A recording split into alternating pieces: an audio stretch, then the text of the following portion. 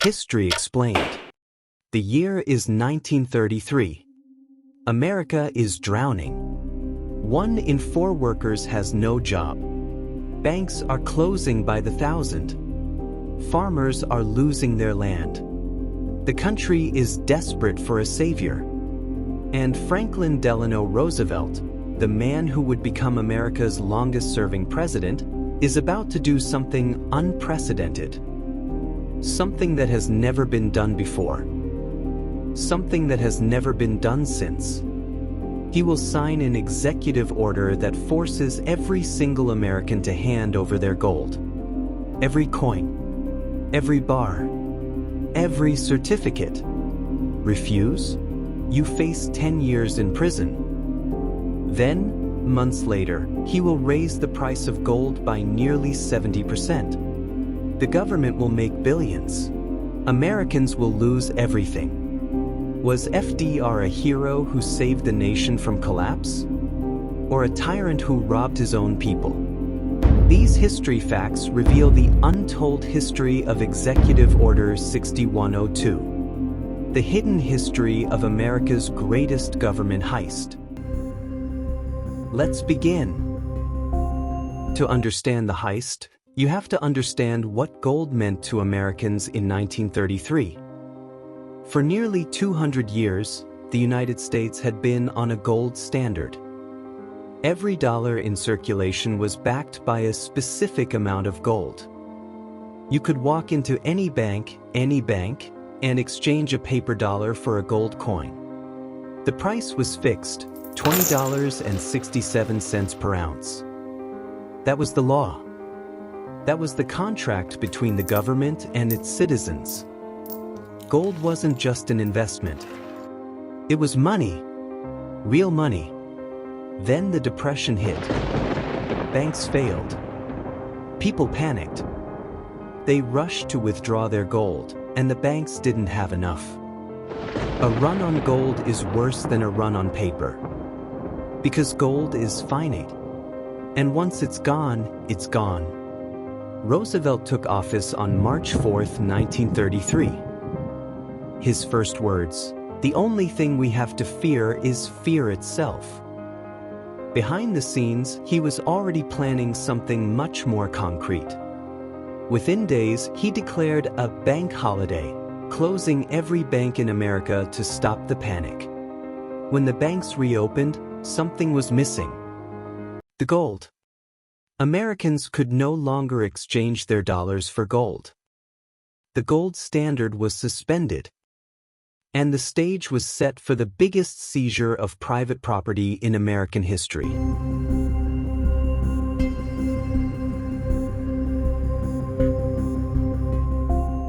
On April 5, 1933, just 1 month after taking the oath of office, Franklin Delano Roosevelt sat at his desk and put pen to parchment. He signed Executive Order 6102. To the casual reader, the language was dense. It was buried in layers of confusing legalese and bureaucratic jargon. But beneath the ink and the official seals, the meaning was chillingly simple. The United States government was officially declaring war on the private ownership of gold. With a single stroke of his pen, FDR had just criminalized the very thing Americans used to protect their life savings. The heist wasn't happening in the dark of night, it was happening in broad daylight, right from the Oval Office. The order was absolute. Read, "All persons are hereby required to deliver on or before May 1, 1933, to any Federal Reserve Bank all gold coin, gold bullion, and gold certificates now owned by them." Think about the weight of that word. All. It didn't matter if it was a single gold eagle stashed in a sock drawer or a stack of bullion in a private vault. If it was gold, the government wanted it. This wasn't a request for a loan. It was a mandatory surrender. For the first time in the history of the Republic, the very money that had been the bedrock of American freedom was being hunted by the state. Not some of it. Every single ounce. The clock wasn't just ticking, it was racing. Every American, from the farmer in Nebraska to the titan of industry on Wall Street, found themselves caught in a legal vice. They had less than 30 days to scrub their lives of gold and hand it over to the Federal Reserve. The government wasn't asking for cooperation, they were demanding submission. And the price of defiance? It was designed to ruin you. If you were caught hiding even a handful of coins, the penalty was a staggering $10,000 fine. In today's money, that's nearly $250,000. But it wasn't just your wealth they wanted. It was your freedom. The order carried a sentence of up to 10 years in federal prison. FDR had turned the American dream into a federal crime overnight. Of course, like any masterfully crafted heist, there were exceptions, the fine print that made the pill a little easier to swallow. You were permitted to keep small amounts of gold for professional use, if you were a dentist, a jeweler, or an artist. And in a nod to history, the order allowed you to keep up to $100 in gold coins, provided they were part of a rare or unusual numismatic collection. But for the average American, these weren't loopholes, they were breadcrumbs. $100 was a fraction of a life savings, and most people didn't have rare collections. They had survival funds. For the shopkeeper, the laborer, and the grandmother, there was no artistic exception. Their security, their hard-earned wealth, and their golden safety net was simply gone. They were paid in paper, $20.67 an ounce. But the order didn't reveal the true plan or the betrayal that came next. For 9 months, the gold sat in the vaults of the Federal Reserve, silent, heavy, and under government lock and key. Most Americans thought the sacrifice was over, believing they had done their part to stabilize a sinking economy. But they were wrong. The surrender of the coins was only the setup. The real heist was just beginning. In January 1934, FDR prepared to play his final card. He signed the Gold Reserve Act, and with a flick of his wrist, he did something that would have been unthinkable just a year prior. He didn't just manage the gold, he manipulated its very essence. The trap was set, the gold was gathered, and now it was time for the government to collect its profit at the expense of every man, woman, and child in the nation. Put yourself in the shoes of an American in 1933. You've survived a world war and 4 years of the most brutal economic collapse in history. You've worked your whole life, and you've saved the only way you knew how, by trusting in gold. Maybe it was a few eagle coins passed down from a grandfather who survived the frontier. Maybe it's even more personal than that. A gold watch for 20 years of service. A wedding band. A small, thin bar of bullion you bought as insurance against the very hard times you're living through right now. You weren't a speculator, you were a citizen trying to protect your family's future. And now, your own government is telling you that those heirlooms, that security, is a crime. Then the static clears, and you hear it on the radio, the calm, fatherly voice of the president. But the message is anything but comforting. He says you have to turn it in. Every coin, every ounce, every bit of your security. If you comply, you lose your safety net. If you don't, you face the cold iron of a prison cell. It's the ultimate ultimatum: surrender your wealth or surrender your freedom. You look at your family, you look at your savings, and you're forced to ask the impossible. What do? For many, the choice was simple. They walked into their local banks, handed over their family's gold, and walked out with a fistful of paper dollars. They trusted FDR. They believed the system had to be saved at any cost. But others weren't so willing to let go. In the dead of night, they buried mason jars in backyards and sealed coins behind basement walls. They smuggled bullion across state lines, desperate to keep their wealth out of government hands. It was a nation divided, half surrendering to the law, the other half becoming criminals just to keep what was theirs. The government's warnings were loud, designed to rattle the nerves of every citizen. But beneath the threats of prison was a massive logistical hole. How would they actually know who was holding out? In 1933, there were no metal detectors at every door, no federal agents standing in every American living room. The truth was, the Department of Justice was flying blind. Enforcement was spotty at best, and the entire operation relied on two very human elements: a sense of patriotic duty for some, and a paralyzing, calculated fear for everyone else. The theft didn't require a soldier at every house. It just required you to believe that someone was watching. The threats weren't empty. To keep the fear alive, the government began making examples. Dozens of Americans were hunted down and prosecuted, not for theft or violence, but for holding on to their own savings. Most were ordinary people, farmers, shopkeepers, and laborers who simply didn't trust a piece of green paper.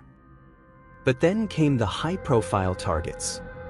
In New York, a lawyer was caught with $50,000 in gold coins hidden away.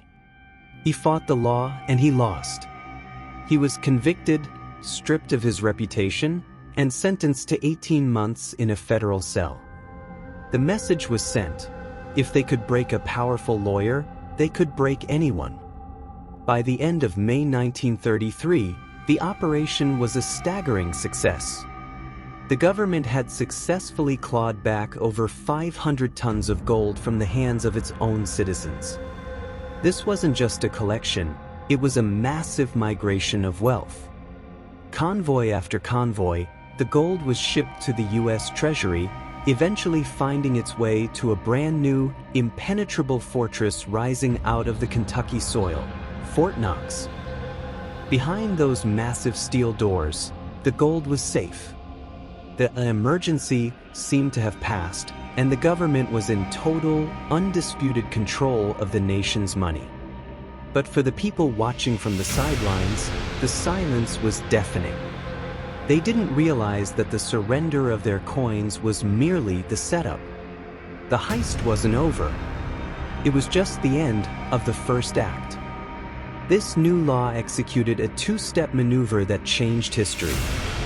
First, it stripped the Federal Reserve of its power, transferring every ounce of that seized gold directly to the U.S. Treasury. But the second step was the real masterstroke. With a stroke of a pen, FDR raised the official price of gold from $20.67 to $35 an ounce. Just like that, the government hadn't just taken the gold, they had instantly increased its value by nearly 70%. The people's sacrifice had become the government's windfall. In a single night, the government's hoard was transformed. By devaluing the dollar against gold, the Treasury's holdings surged in value by nearly 70%. Think about that. The very gold the government had just seized from its own citizens, paying them a meager $20.67, was suddenly worth $35 an ounce on the government's own books. It was a staggering transfer of wealth. The American people handed over their security at a discount, and the government pocketed the difference. Overnight, the state had manufactured a profit of billions, built entirely on the forced compliance of the public. Let's look at the ledger. That is a pure profit of $14.33 for every single ounce. Now, remember the 500 tons of gold the public just surrendered? Do the math. There are 32,000 ounces in a single ton. Multiply that by 500 tons, then by that $14 spread. You're looking at a government windfall of over $200 million in 1934 money, equivalent to billions today. It was quite literally the largest accounting trick in human history. By simply changing the price on the ledger, the government manufactured over $2 billion in paper profit, literally overnight. To put that in perspective, in today's economy, That is a staggering $20 billion windfall. But let's call it what it actually was. This wasn't a tax passed by Congress. It wasn't a new regulation on the books. It was a calculated, state-sponsored seizure of value. When you take someone's property at one price and instantly revalue it for yourself, that isn't policy. That's a heist. The people who did the right thing, who walked into those banks and handed over their gold for $20.67, they got nothing more. No bonus, no thank you. In fact, they were punished for their loyalty. Because the moment the price of gold hit $35, the paper money in their pockets was worth 40% less. If you held paper money, you lost your purchasing power. But if you were one of the citizens who actually turned in your gold, you lost twice. You lost the asset, and then you watched the payment you received for it wither away in your hands. And the government? They walked away with billions. It was a fortune extracted from the pockets of ordinary citizens who were already fighting just to survive the Great Depression. But Washington didn't call it a heist. They insisted it was a legal necessity. And when the legality of the seizure was finally challenged, the case went all the way to the Supreme Court. That was the moment the betrayal became complete, because the highest court in the land was about to decide if the government could simply rewrite the rules of ownership whenever it chose. The ink on the Gold Reserve Act was barely dry before the lawsuits began to flood the courts. From individual bondholders to massive corporations, Americans were fighting back with a simple, devastating argument. The government had broken its word. For decades, government bonds and private contracts had included a gold clause, a written guarantee that debts would be paid in gold, not depreciating paper. By erasing those clauses, the government wasn't just managing the economy, it was tearing up its own contracts. The question for the courts was clear. Does a crisis give the state the right to lie to its creditors? For decades, the United States government had built its credibility on a single, ironclad promise. Every bond and every high-denomination bill carried a gold clause, a legally binding contract promising payment in gold coin. It was the bedrock of the American financial system. But by seizing the metal and then slashing the dollar's value, the government didn't just manage the currency, it made those contracts worthless. Bondholders who had lent the government their life savings were being paid back in cheap, devalued paper. The gold they were promised was gone, replaced by a mandate that said a promise was only a promise until the government decided otherwise. In the winter of 1935, the eyes of the nation turned to the Supreme Court. 3 high-stakes battles, known as the Gold Clause cases, were about to decide the fate of the American dollar. The air in Washington was thick with dread. The stakes simply could not have been higher. If the justices ruled against the president, the entire New Deal, the very engine of the recovery, would likely have stalled or collapsed. Billions of dollars in debt would suddenly have to be repaid in gold that the government no longer wanted to give back. It was a financial ticking time bomb, and the fuse was sitting on the desks of 9 men. In the winter of 1935, the eyes of the nation turned to the Supreme Court. 3 high-stakes battles, known as the Gold Clause cases, were about to decide the fate of the American dollar. The air in Washington was thick with dread. The stakes simply could not have been higher. If the justices ruled against the president, the entire New Deal, the very engine of the recovery, would likely have stalled or collapsed.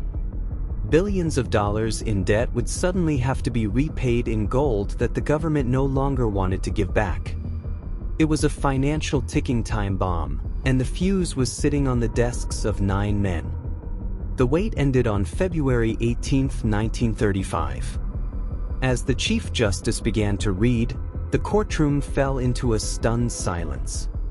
What followed was a masterpiece of legal gymnastics, a ruling so complex, so contradictory, that it left both sides breathless. The court was forced to walk a razor-thin line. They had to acknowledge the government's guilt while simultaneously refusing to punish them for it. It was a high-wire act of judicial engineering designed to protect the economy at the direct expense of the Constitution's fine print. The law said one thing, but the reality of power demanded another. The verdict was a razor-thin 5-4 split that changed the nature of American law forever. The court ruled that Congress's power to regulate the currency effectively overrode its own promises. In the landmark case of Perry versus United States, the justices didn't mince words. They actually admitted the government had broken its contract. The majority opinion went so far as to write that the bondholders had been unjustly treated. It was a staggering admission. The government was officially guilty of a breach of trust, yet the court was about to explain why that didn't matter. But here is the sting. The court ruled there was no remedy. They admitted a loss had occurred, but since Congress had the final say on the money, the vault stayed closed. In other words, the government broke the law, but the government also got to decide that it simply didn't matter. The bondholders got nothing. The gold stayed in Fort Knox, and the heist was declared, by the highest court in the land, perfectly legal. As one justice put it, this was a repudiation of the national debt. But for the American people, there was no recourse. The gold was gone, and the government had won. So, who actually got rich from FDR's gold heist? The obvious answer is the US government. The Treasury made billions on the revaluation, effectively printing wealth out of thin air. But that money didn't just sit idle in a vault. It became the fuel for a massive expansion of federal power, funding projects and programs that would change the American landscape forever. That gold profit became the lifeblood of the New Deal. It poured into the concrete of the Hoover Dam. It paved thousands of miles of roads and raised the walls of schools and hospitals. It put millions of desperate Americans back to work. In that sense, the heist had a clear, massive purpose. It wasn't just theft for theft's sake, it was the high price of rebuilding a broken nation. But the true, long-term beneficiaries were the banks and the Federal Reserve. By severing the final tie to gold, the government handed the Fed a blank check to inflate the money supply. More dollars led to more lending, which fueled more spending and, eventually, a staged recovery. The gold standard was a leash. Once that leash was cut, the era of infinite credit began. Economists still clash over whether this seizure truly ended the Depression. Some claim it was a necessary evil to spark inflation. Others call it a state-sponsored crime. But there is one fact that is absolutely beyond debate. Every cent of the government's profit was pulled directly from the pockets of ordinary Americans. The recovery was built on their loss. The dams were paved with their wealth. It was a transfer of power that hasn't been reversed since. The moral order was turned upside down. Those who had saved gold, who had done everything right, were punished for their prudence. Meanwhile, those buried in debt were rewarded, as their obligations were suddenly cheaper to repay with devalued paper.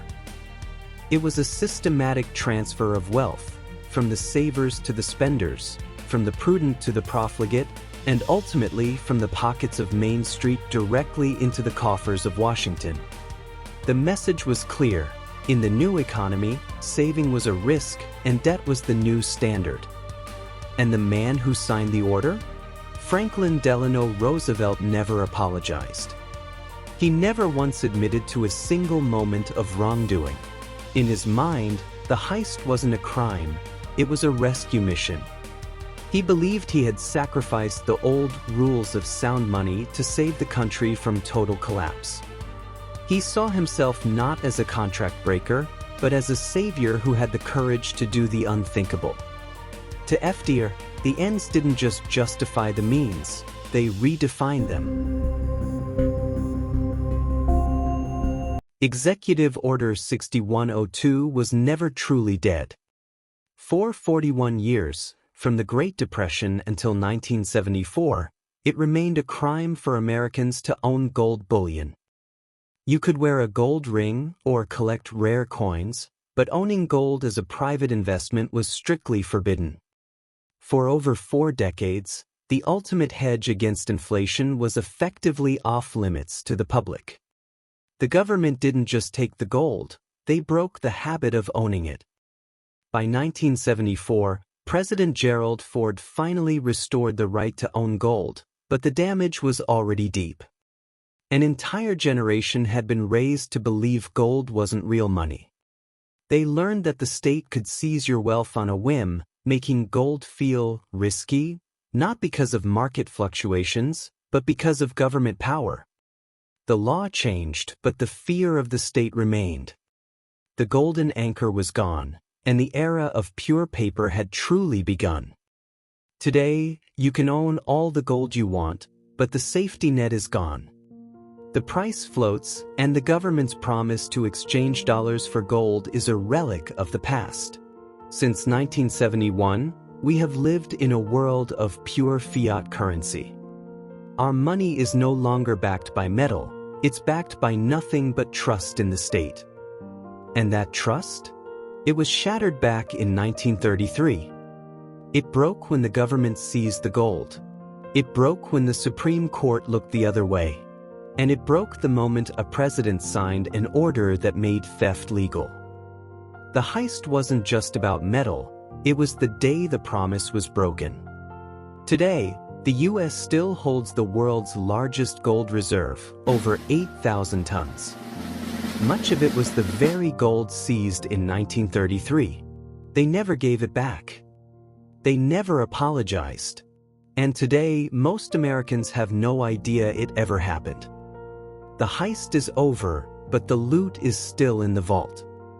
So where does history land on FDR's gold heist? Let's start with the defense. Roosevelt inherited an economy in free fall. Banks were failing. Deflation was crushing farmers and debtors. The gold standard, which had worked for a century, was now a straitjacket. By taking America off gold and devaluing the dollar, FDR allowed the Federal Reserve to inflate. Inflation helped debtors. It raised prices for farmers. It greased the wheels of recovery.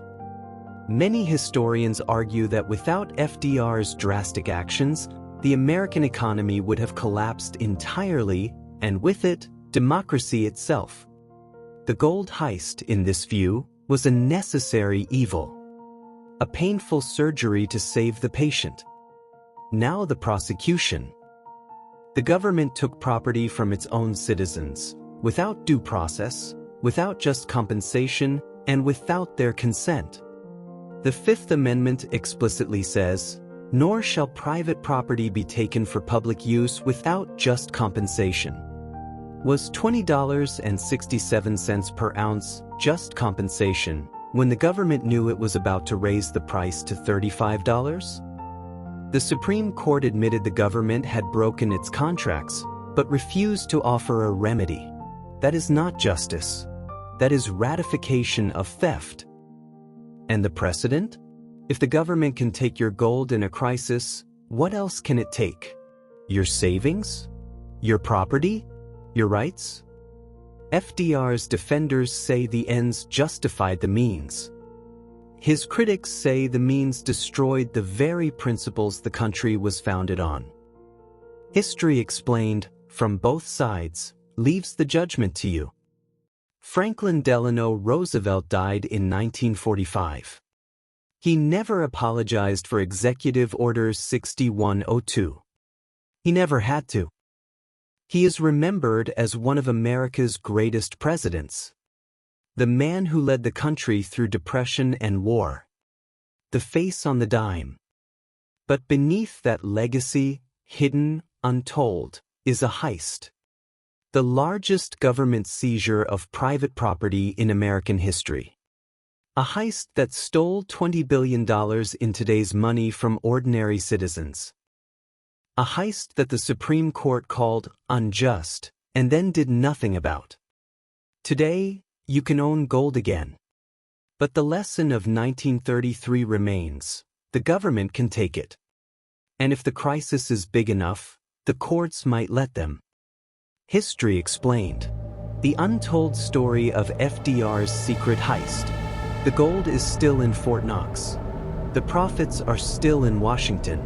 And the question, the one they never answered, still hangs in the air. Was it heroism or theft? Subscribe to Time Recalls for more hidden history. Every week, we uncover the untold stories that shaped our world.